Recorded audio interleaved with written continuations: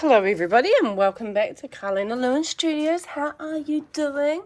It is raining here again on the rainy west coast of the South Island of New Zealand. What a surprise! It is summer, but it's a rainy mess at the moment, honestly. I just thought that we would come on and we would do some more cards because they are selling like hotcakes. I make little original watercolor cards here, and I sell them in cafes and galleries and jewelry stores and gift shops and stuff like that. And I just thought that we could paint some together. I haven't painted any for a wee while. And they're just so easy to do, and people seem to love it when I do a video of them. So that's what I thought we would do. And then after that, I might sit there and concentrate and do a few more of these lovely canvas cows and do another video of those, because I've got a few prepped and ready to go, and I've made, like, last week I think I made like 19 of them or something, and they've all gone out to shops. So I'm going to need some more. For some reason I always get something splattered on the top card. I even moved this one to the bottom and I'd already gotten a dot on that one. Gosh, just paint them and not ruin them. I've got my adorable Mission Gold palette here with a few odds and ends, a couple of Daniel Smiths. This one's like a hands are yellow Daniel Smith. What's these? Indithiol, I can't say that. Blue and manganese blue and stuff like that. And yeah, so this is another nice Mission Gold colour that I got in the Pure Pigment set, which is lovely. This is the lovely Opera Pink everyone loves. My favourite colour down here, which is Van Dyke Green. A nice teal, which you actually get a teal in the Pure Pigments kit as well, which is lovely. Yeah, so I've got my clean water as always. Let's pop that over there. Today we are using, what is this? This is an angle Jazz Art 1/4 inch angle brush, which I really like. I've got this one here, which is an angle brush as well. Gosh, it's got heaps of, I've been a bit naughty and been using acrylic and all sorts with these brushes. Don't do that, people. That's, keep your watercolor brushes and your acrylic brushes separate. This is my clean water. So actually needs to be changed. It's honestly getting a bit stinky sitting over there. But this one here is like a real soft snap. As you can see, it's like, it's got a large soft body on it, which is a little bit more blendy soft than this one, which is a little bit more firmer. Which, let's go. I don't know, do you want me to move over and then I have my actual palette on here so you can see what I'm doing? Would you like that? I don't know, it's just, you can see quite a lot, can't you? So just thinking, would that be helpful? Because some people do like to see your palette.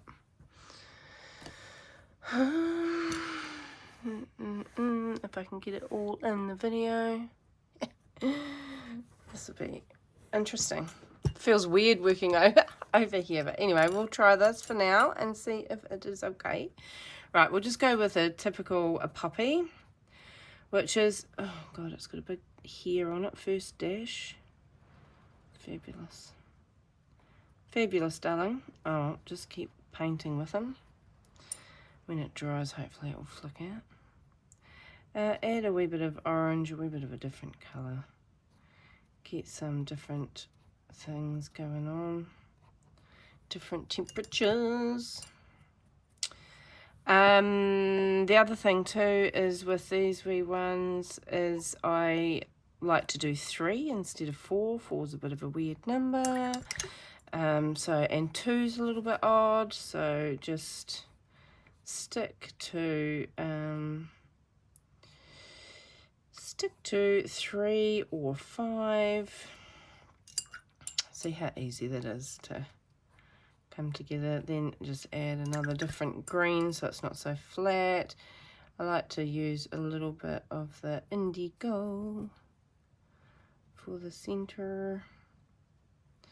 We'll wait for him to dry, and see how when you paint wet and then it bleeds into the other colors, it just adds interest. I like it. So that's how quick it is, guys. Just if you blink, you're gonna miss it. So let's do a purpley. Watercolors can be really tricky because all of these here look dark and black, but funnily enough they are definitely, I mean, this is a vibrant purple. Just dash, dash, dash, dash. See, all of my paintings are dashes. I like to mix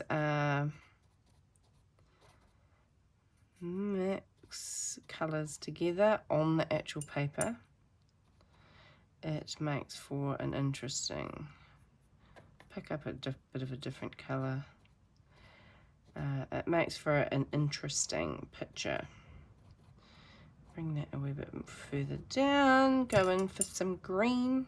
God, honestly, I was considering putting the heater on. I'm just running a bit of green down the centre of this. And then just add same sort of thing, mix a wee bit of different colours. Boom, there goes a little card. How cute is that? It needs to be evened off a wee bit over here. Lovely. Pop that to the side to dry. Here goes a little cactus one that I've done. I do enjoy doing the cactusy. Right, let's do the daffodil ones, which are super easy. See how clean my water is? Make sure your water's clean. I'm being sarcastic. Get in there with a wee bit of hands of yellow. Dump, dump, dump. I don't even take notice really when I'm doing this part. I just make sure that there's 5 and not 4. Right, so just go in there with that colour. Then I'll pick up,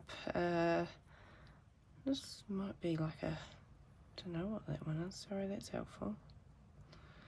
That was a lot of water on there. Just move it around a wee bit. It doesn't matter what yellows you've got, just as long as they're a little bit different. And then go in, I would say that this here is burnt umber or something like that. Just doesn't matter what colours they are, as long as you've got a wee bit of variety. So it doesn't really matter. That it's like someone said to me, oh, what brand gouache are you using? Well, quite honestly, all of them are a muchness. All watercolours are a muchness. Just the particular brand and all that kind of stuff is actually not the key to good art. The key to good watercolours is practice. Practice and practice and practice, and then paint it again. Do this, paint this 58 times, and then you're going to be starting to be happy with your results. So yeah, if you see me painting with something and it's gouache or it's this, mind you, I do love my Mission Gold paints. They are very nice, but they're not an essential, you know, like I can paint with Winsor & Newton, I can paint with Cobden, I can't even say that word, Cobden's, the cheaper student grades. You know, it's not the paint, it's the practice, okay? So I'd hate for you to see me painting with a particular thing and then go, oh my goodness, I'm going to go out and buy that, and then everything's going to be great and it's going to turn out exactly how I like it. Chances are, no, you do have to put the brush hours into it, unfortunately.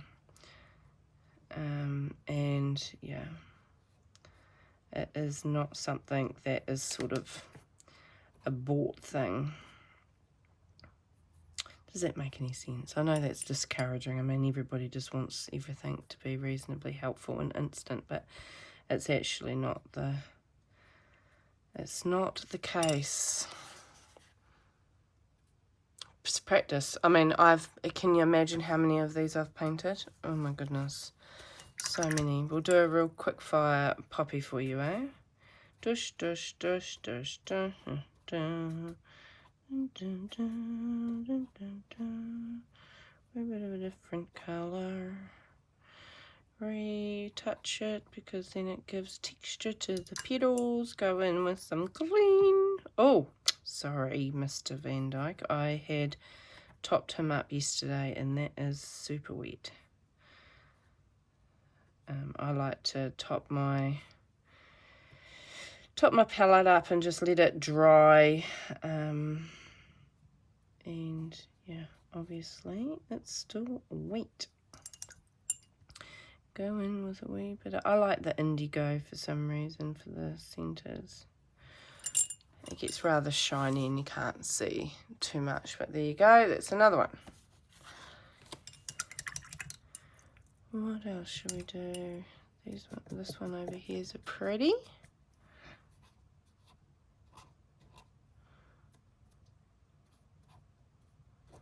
I like these two colours together, they're gorgeous, and this one pushes that one around. You sort of, the more you paint with it, the more you'll know what they do with each other. Some paints you can oh, I don't really like that green. Some paints you can remember to put, see here we've got 3 flowers, right, but there's only 2 stems, so remember to bring that other one down. This one's got big leaves, but we're going to go with it. Different colour. Nice. Let's go for a wee bit of black for the inside of this one.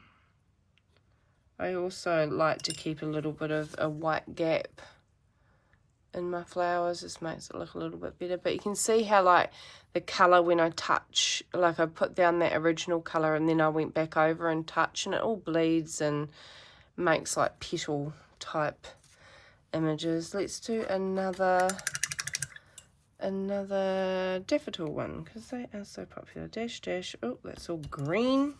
Gosh. Green, not yellow. Dash, dash, dash, dash. So, I mean, luckily, the cool thing about flowers is that they're blowing in the wind. They change all different directions and different shapes and all that kind of stuff. I'm not deliberately making sure that this is atomically correct. Sorry, my England is not the best. But it's the essence of the flower, isn't it? As soon as I put these colours all together in blobs, mind you, they look exactly like your brain makes it up, like in a pareidolia type form. Oh, that's dark, creepy. And sometimes I like to sort of blend the bottom out like that. Sometimes I do, sometimes I don't. Just all depends. See? So easy and fun. The best thing about it is not to worry. Don't care about it.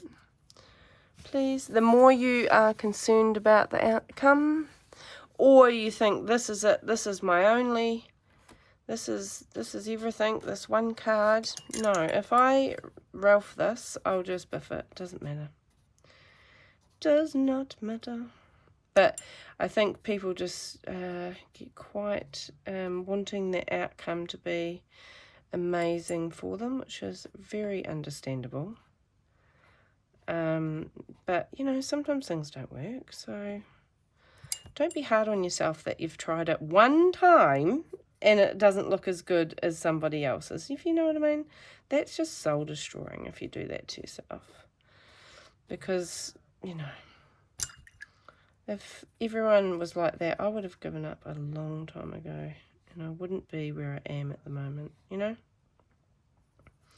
So please, my only advice is tell me that you're no good at it after you've done it 358,000 times. Okay? That's the rules. 358,000 times. And then everyone is great. My poor sheepies are out there in this rain. They do have shelter everywhere, but still. I tend to, with these cards, just go around and paint the same thing. for example, I've got like a couple of different styles and different bits and pieces. But like I say, the old rule of, actually let's break that and put a bit of a bud there and a bit of a bud there, make something a bit different for once. Come on now, you can do it. Is that you just get set into like an automatic paint mode.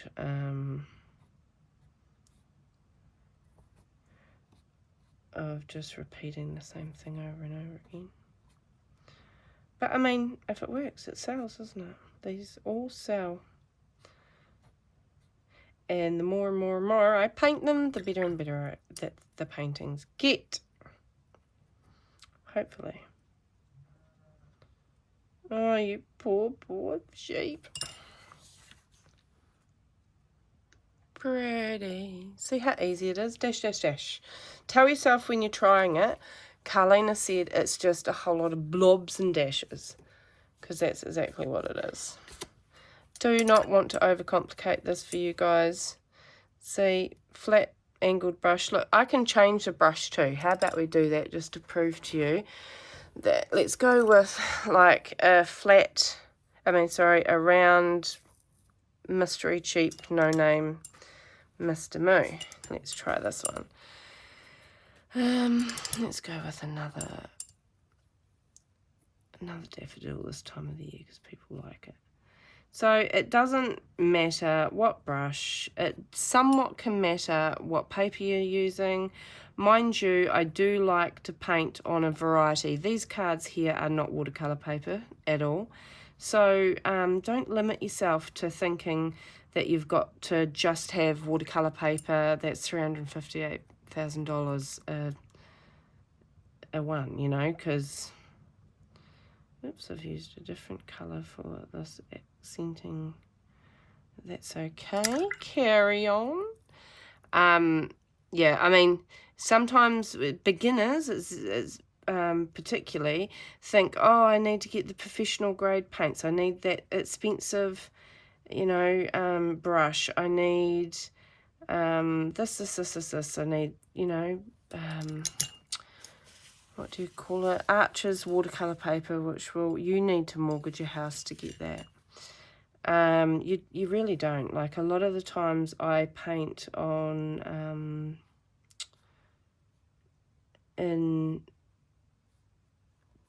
what do you call them? Sorry, my brain just went blank. I paint in on cartridge paper quite a lot. And so I think it's embittered my skills because you just learn to adapt and work out. A bit of blue in there sometimes really nice. You adapt and work out how the watercolors are acting. So a different brush, you know.